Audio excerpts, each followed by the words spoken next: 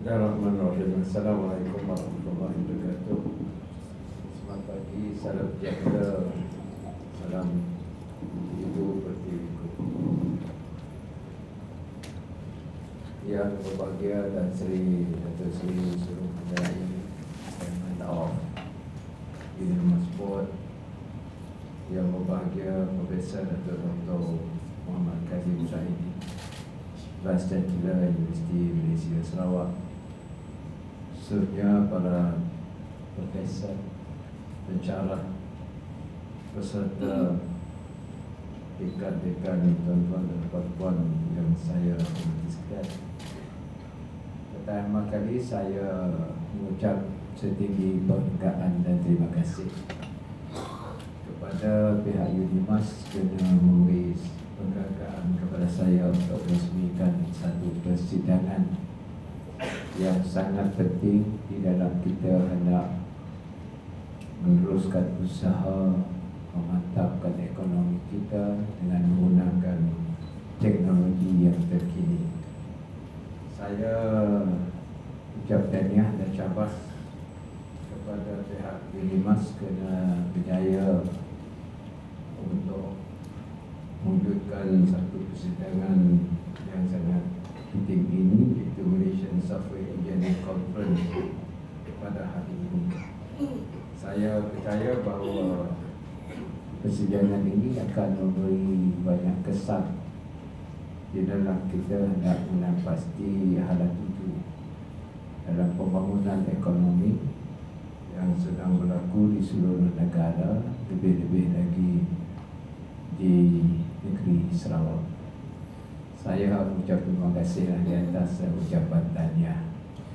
Saya rasa UNIMAS sudah ada new software to track DNA. That's why they know when is my birthday. Ladies and gentlemen, the theme Transforming Society Through Sustainable Digital Economy reflects the relevance of this conference in addressing the rapid growth of digital technology in today's world. We have seen how the software has seamlessly integrated itself into our daily activities, and we have a lot of multiple devices such as smartphone, tablets, and smart watches. Today, people are no longer using Rolex, but rather they use iWatch of all brands, meaning there is a shift in our daily life, and we are connected every second and every hour. But sometimes it also disturbs us, because the signal always comes, and that you have to look at your watch, what is the signal all about. But then that is the new way of life, and we have to embrace ourselves with this technology. Ladies and gentlemen, we have our own forward-looking policy on digital economy, started this year 2018 up to 2022, where we hope that our economic development will be based on data, especially big data. And this big data will become the basis for us to do our R&D, at the same time to add value to the resources available in Sarawak. Once you use devices, there are so many other supporting services that you need, including your cyber security, programming, which is also important, but at the same time the use of technology to embrace all the process of production, and that will definitely transform the way how we develop ourselves. Allow me to digress a bit from the text that we read. Number one, I must say that when I took office as Chief Minister, that was the first step that I took. That is to transform our economy towards digital economy. The reason is simple. We have a very small population of 2.7, and we have the resources, but we have to connect resources with markets. During the conventional marketing strategy, Kotler used to say that you need branding, advertising, and so on in order to position your product in the market. But today, that theory is no longer relevant. It is based on what they call community marketing. In the era of technology, you have your own community. Zuckerberg has about, I understand, 2 billion community. Meaning through Zuckerberg alone, Facebook, you are connected to 2,000 netizens. And it's no longer citizen, it is netizen. And it is not based on sovereignty of a nation. It has its own, group of nation. And that is the way we market nowadays. Once you are connected physically through connectivity, cyber connectivity, that is your market, and that brings up the idea of online marketing. Alibaba has, Jack Ma to Alibaba has succeeded in this because Alibaba model is eBay. eBay is the model, and therefore Alibaba has transformed the way we do business, especially retailing. And against that sort of background, we have to look at Sarawak itself. Sarawak, as I said, is a small population, but I think God bless us with numerous resources. Today, I have requested Sarawak Energy to do research on hydrogen economy, meaning hydrogen. We got a lot of water to our dams, and this water, through electrolysis and the membrane, can separate hydrogen and oxygen, and hydrogen can become a source for us to produce energy. And this is clean energy, and therefore it is only appropriate at this moment you have to also try to produce certain software which is friendly in terms of producing the right process in the engineering separation of hydrogen and oxygen. And with that, I think this is the way forward for us as far as water is concerned. Meaning Sarawak can produce hydro energy, hydrogen energy, coal energy, as well as solar energy. Only yesterday, I went to one very remote kampung in Daro, Kampung Penasu, and I managed to convince our rural people the importance of solar energy and how to maintain it in order to get the right energy. And this definitely will be a basis for us to transform our agricultural sector. Agriculture is precision farming. Precision farming means efficient production and the deployment of devices through, you are the expert, through IoT, Internet of Things. And this is the process for us to really enforce or enhance our farming activity. And then precision farming means it is very precise in terms of production. And then the moment you have that, you can connect with the market, because you can tell your market, I can produce such and such within this period and I can deliver to you.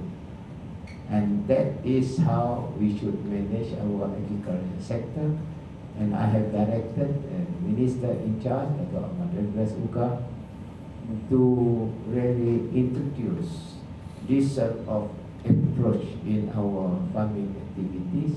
And we have formed what we call agriculture park, agro park, meaning we will provide the basic infrastructure using cyberspace, and that will connect between our farmers and the market.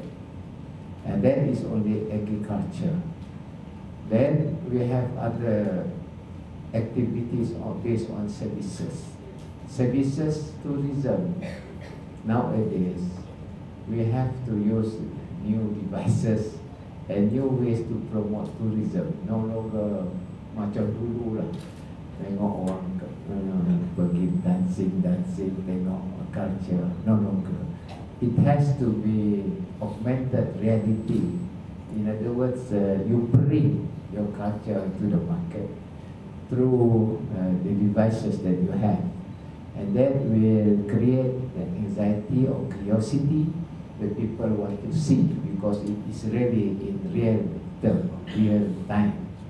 With that, I think people will come over and try to explore whatever that we can offer.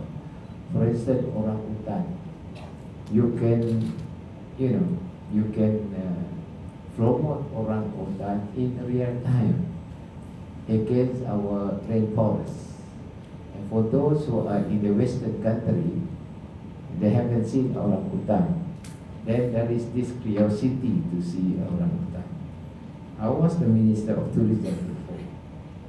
Permit me here just to share with you with one tourists that come from Western world.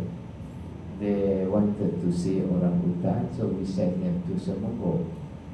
And he is within the family. And once they see the orangutan, of course the child say to the father, the orangutan just like us. He said, meaning the orangutan resemble human being. Or maybe he said to the father, maybe we come from orangutan. So this is the connectivity that you must have in order to promote in terms of services, especially tourism. Sarawak government has formed what we call Sarawak Multimedia Authority, SMA, and this authority will monitor the development of IT and its development of industry 4.0 together with people who are expert in this industry in order for us to move forward. That's why we have this 2018 to 2022, and the state government has allocated 1 billion ringgit from our own fund to upgrade our speed in rural areas. Of course, I had a problem with MCMC, because MCMC, they say, 5 megabit per second is enough for our rural areas. So I said that is nothing, 5 megabit. At least we must have 100 to 150 megabit per second in rural areas. Then we integrate urban and rural. As you know, 150 you have to share with the user. Kalau 5 mana cukup. What you will see in your tablet will be the circle. You cannot get the real picture coming out. So because of that, the state government allocated 1 billion for us to upgrade our connectivity infrastructure, and we hope that this will enable us to connect between rural and urban, and that will, because of the transformation in our marketing as well as connectivity to the world, that will mitigate what we call the rural-urban divide. And I'm sure that the young generation today, they are very well versed with technology. I understand that Malaysian people who have a lot of handphone, Some people got 2 or 3 handphones per person. That is something which is extraordinary. Sometimes orang kata satu handphone cukup. Orang Malaysia kadang-kadang 2, 3 telefon. I don't know for what they got 3. But whatever it is, that is the penetration of technology in the rural areas, and we do hope that we will be able to provide efficient monitoring system on our technology. The other area is, of course, monitoring cyberspace. We have, for instance, our forestry department, we have asked them to use drone to catch people who steal logs. You see, we deploy drones, and drones can retrieve, can collect information, and we can retrieve information from the drone that we send to identify who curi our kayu barang. And this is a new technology altogether. Previously, we have our what we call forest guard. Forest guard nowadays difficult because sometimes the criminal, they are more intelligent than the forest guard. And before you can reach the destination, they know already that the forest guard is coming. But drone is real time, and we can catch people who steal our timber, who exploit our timber. That will be able for us to monitor the issues of environment, because we have to protect our environment. That is cyber monitoring system that we have to employ. The last one I want to share with you is our land and survey. Land is very important, and number 2, land use must be monitored. And today we have what we call LASIS in land survey. That's a land and survey information system, where within 1 day, maybe within hours, you can retrieve all information on your land. Land title, use of the land, history of the land, the owner, all that. Just a matter of hours. Within 1 hour, you try to go into land and survey analysis, LASIS, and you can get all the information as far as land is concerned. And therefore, through our satellite monitoring system, you know whether the land is NCR or not, because it is reflected in real time.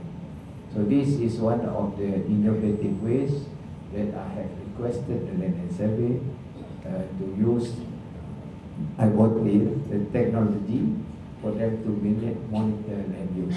And also application of SPA, State Planning Unit. I have prepared this unit and using all technology, meaning they apply for approval, and then there's no such thing jumping the queue, because it's already in the system, and that will be reflected when we deliberate on the approval of planning of our urban areas, as well as whatever they want to do through this communication that we have within the State Planning Unit, the State Planning Authority, and that area is just like a studio.